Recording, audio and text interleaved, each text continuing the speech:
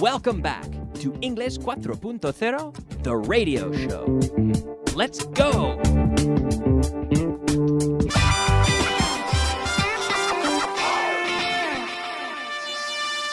Advanced. All right, and welcome back to the program. Welcome to the advanced portion of class number 169.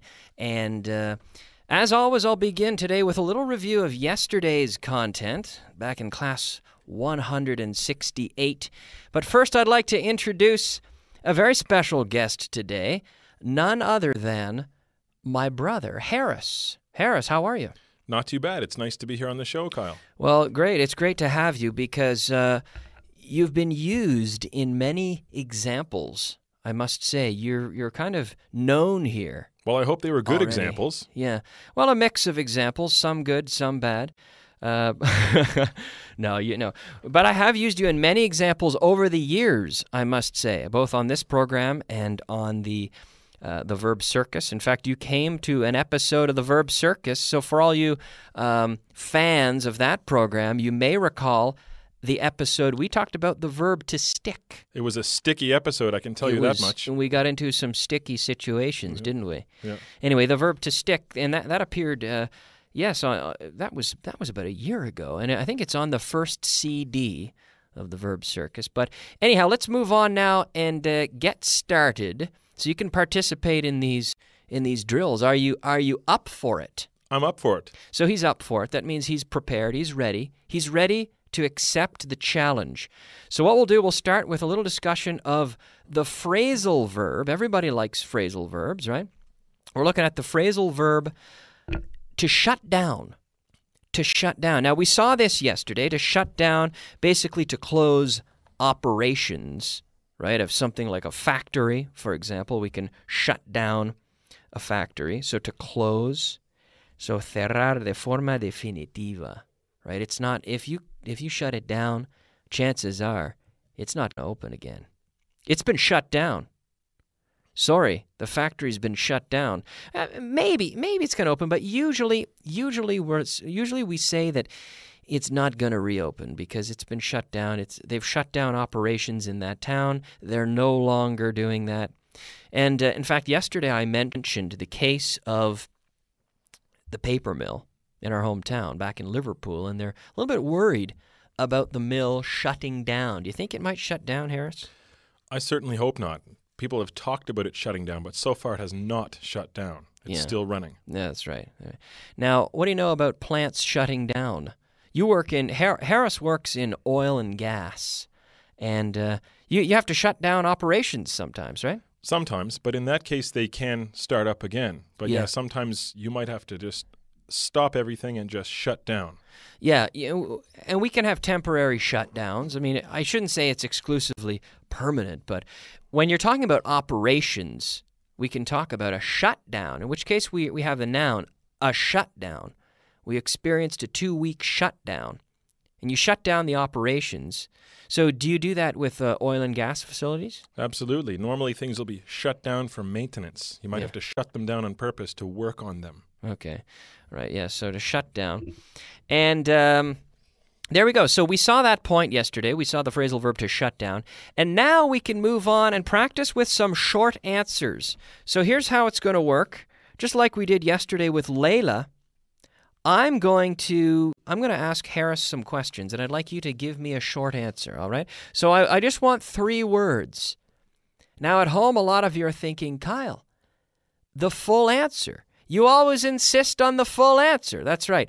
But today, focusing on the short answer requires a more profound mastery of the auxiliary verb, right? And you have to be thinking, you have to be understanding. So I'm going to ask Harris some questions. Harris, are you and I going to play tennis after class? Yes, we are. Really? I didn't know that. I didn't think so, but okay. Oh, does the Virgin Mary occupy an important place in Christianity? Yes, she does. Yes, she does. So now the key here is at home, you've got to be answering, does she? Yes, she does. Of course. Was America discovered by Christopher Columbus? No, it wasn't. No, it wasn't. Now a lot of the Spaniards are saying, yes, of course it was. Columbus, that guy, he sailed out of Palos de la Frontera. You know, the guy arguably born in Italy, got money from the Catholic kings, as they say, and sailed to America. But the thing is, our friend Leif Erikson, Scandinavian Leif Erikson, was he from Norway? I think it was Norway. He came, and where did he settle? Well, where did he land? He landed in Newfoundland, Canada, about 500 years. I think it was around 14. No, sorry. I'm sorry. 15. No, sorry. 13. 1,000. Sorry, 1,000. Yeah, 1,000. Yeah. He's giving me hand signs. God, it was 1,000, you fool. But no. Yeah, you're right, because it was almost 500 years before Columbus. But the term discover, I guess, is how do you define discover? Because there were natives there long before him. So it's a bit subjective, this term discover, isn't it? Don't you think? I think he discovered it in the sense that he didn't know it was there before he arrived. So for him, it was a discovery. Oh, that's true. That's true. All right. Depends how you want to look at it, I guess. Oh, Harris, did Alexander the Great conquer Canada? No, he didn't. No, he didn't. Do you belong to the Ku Klux Klan? No, I don't. Will the Pope live for 40 more years? I do not think he will. There are three answers. No, he won't. No, he won't. No, he won't. He's too old. The guy's, what is he, 60? No, he's like 80, I think. No, he's not. Yes, he is. Benedictus. Yes, I believe he's 83, if you will ask me exactly. I could Google that right about now. I think he's 83. Well, okay, we won't worry about that. Is your house in Madrid? No, it is not. No, he's definitely more than 60, isn't he? But he's not. Is he closer to 80? 83. Okay, okay. Were you and I together last night at 10 p.m.? No, we weren't. Did John Lennon invent the telephone? No, he didn't. Could the Three Musketeers speak Chinese? No, they couldn't. Was I your teacher last year? No, you weren't. Would your boss be worried if you were ill? Yes, he would. Is your boss going to resign soon? No, he's not. Should this class be conducted in English? Yes, it should. Were there any ants in your kitchen last night? No, there weren't. Would I be here if I were blind and deaf? No, you wouldn't. Would I be here if I were blind and deaf? No, you wouldn't, he said. No, I wouldn't, because if I were deaf, it would be very difficult, really, for me to... It would be very difficult for me to learn English. I mean, if I had become deaf after, then it would be much easier. But to be born deaf, it's very difficult because you don't understand, right? You have to be able to understand the environment to be able to communicate effectively, right? Don't you think? You probably wouldn't have a radio show. That's well said. I probably wouldn't have a radio show if I were blind and deaf. Deaf being the most challenging thing to do. All right. Well, good job. Now, I hope you did well also. I hope you were able to follow along. But let's move on now and take a look at our expression of the day. Expression of the day. All right, it is time now for the expression of the day. We have a very special expression today, which is sour grapes. What does this mean, Harris? Oh, man, that guy is kind of sour grapes. Sour grapes is when there's something that a person actually likes or wants, but when they suddenly discover that they will not be able to get it, they start to pretend they don't like it or start to be critical of that thing. Okay, so you maybe you become a little bit related to jealousy as well. I think it's I don't want that anyway. He's sour grape. You know, a guy starts going out with a girl that you like, and you become, I didn't like her anyway. You know, sounds like I'm kind of sour grapes. You know what I mean? Yeah. Would you say so? Oh yeah. Sour grapes. Sour grapes. Uvas, right? Grapes, sour grapes. Okay, so that's our expression of the day. Now, as we move into the new material for today, class 169, we see one of my favorite exercises. Harris, one of my favorite drills. Now, at home, you know most of my favorite exercises involve questions and making you ask me questions, asking you to ask me. But here, I'm going to give you the answer to some questions, and I'd like you to ask me the question that I've already answered. So, are you ready for this, Harris? I'm ready. And you at home? Maria, are you ready? Yes. Okay, great. Okay, so here we're going to practice with questions using the question word when. Cuando. When. Okay. So it broke last night.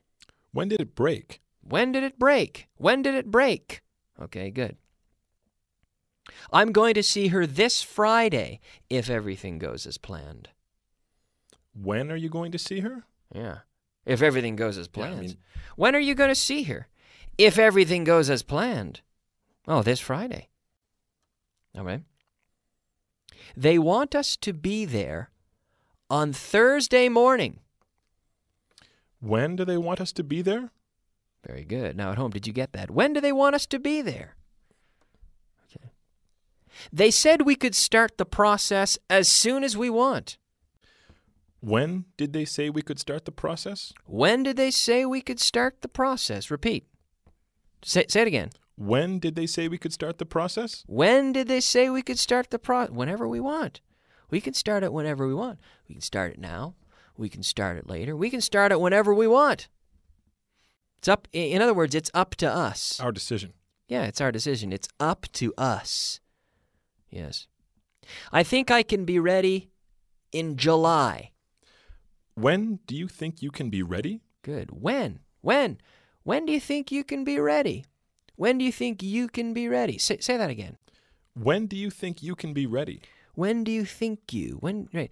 Notice how he's linked. When do you think you? When do you think you? When do you think you? When do you think you can be ready? When do you think you can be ready? It's interesting. We talk about linking. I often talk about linking the sounds.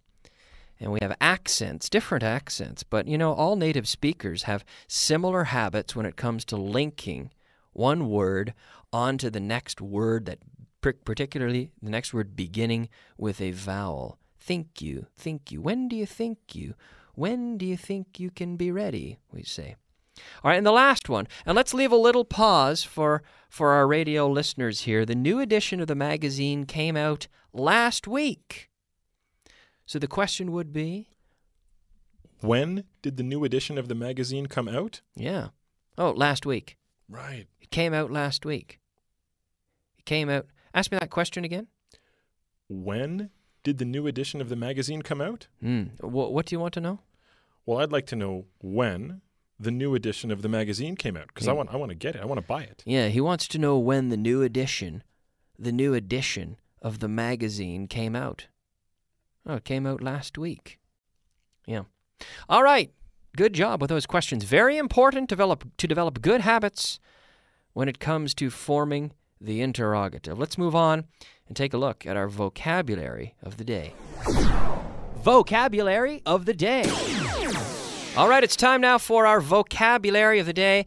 That is our 5 words of vocabulary. The first word today is costoso, which in English we say is costly, which is very similar to the word expensive. It's a little bit costly. Do you like buying things that are costly? No, I do not like buying things that are costly. If it's not costly, then it's cheap, right?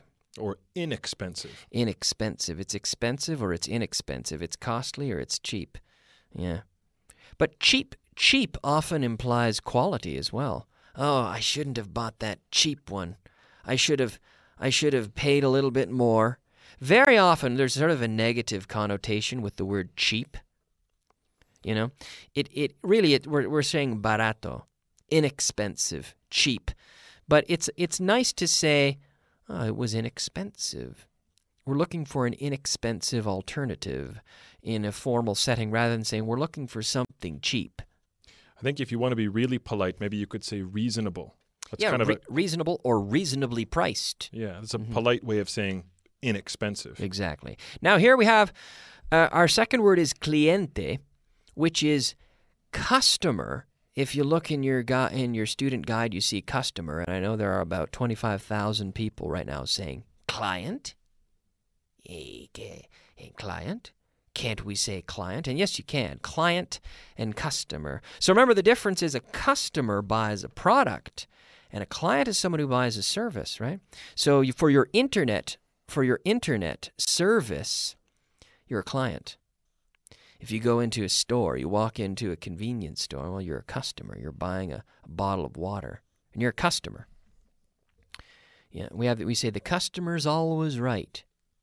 We like to say that. Sometimes it's true, sometimes it's not, right? Sometimes you don't get treated that way in shops. Do you agree? Unfortunately, sometimes we don't get treated like we're always right. Encantado is our third word, and this is delighted. Are you delighted to be here today, Harris? Yes, I'm delighted to be here on the show. Well, I'm delighted to have you. Estoy encantado. I'm delighted. I'm delighted to have you. Perjudicial, detrimental. Detrimental. Now, what does this mean? Well, perjudicial, we know it in Spanish, but detrimental. We often say detrimental to your health, right? Yeah, I think smoking can be detrimental to your health. Yeah, we've known it for quite some time that smoking is detrimental to your health, right? Yep. So, if you're considering starting smoking, taking it up, I recommend you don't do it because it's detrimental to your health. It's detrimental to your health, right? Now, masa. Masa, this is dough. Dough, D-O-U-G-H, like for making pizza. Do you like making pizza, Harris? Yes, I do. Do you ever make your own dough? Absolutely. It's nice to make your own dough, isn't it? It's very fun to make dough. To make pizza dough. Well, making the pizza is better than making the dough, isn't it? They're both fun. Yeah. And then you have this special verb, which is to knead. To knead. I'm not talking about necesitar, but to knead, which is to essentially push the dough down. Part of the process in preparing the dough before you cook it, right? You have to work on that dough with your hands. You work it down with your hands, with your knuckles. What you're doing there is you're kneading, K-N-E-E-D, to knead the dough, right? It sounds like N-E-E-D, but the spelling is different, but the sound is the same. Yeah. So now as we move on, we can take a look now at another interesting exercise, which is here comparing and contrasting the present perfect and the simple past, but this time in the interrogative. So what I'm going to do, I'm going to tell you to ask me some questions, all right? You don't have to worry. Harris is looking at me saying, what does that mean? Present perfect, what's that all about? No idea. Because he didn't study a whole lot of grammar, right? We don't in Canada. We don't really study grammar, do we? True, we do not. Ask me how many colds I caught last year. How many colds did you catch last year? I didn't catch any colds last year. Ask me how many I've caught so far this year. How many colds have you caught so far this year? Right, so there it is, present perfect. How many colds have you caught so far this year? I haven't caught any so far this year. How many ask me how many sand castles I built last month. How many sand castles did you build last month? I didn't build any. And ask me how many sand castles I've built so far this month. So at home, here it is, the present perfect. Harris, ask me that question. How many sand castles have you built this month? Yeah, this month. So far this month. Anytime we have this concept of so far, we have to use the present perfect. I haven't built any so far this month. Well, Harris, thank you for joining me. We're out of time. Thank you very much for joining me. Well, thanks for having me here on the show. And so we're going to take a break. We're going to finish the program, but don't worry because we'll be back. Will you come back tomorrow and join me one more time? Sure, I think I can be here. All right, so he'll be back. So be sure to tune in tomorrow, same time, same place. We'll see you soon. Bye-bye.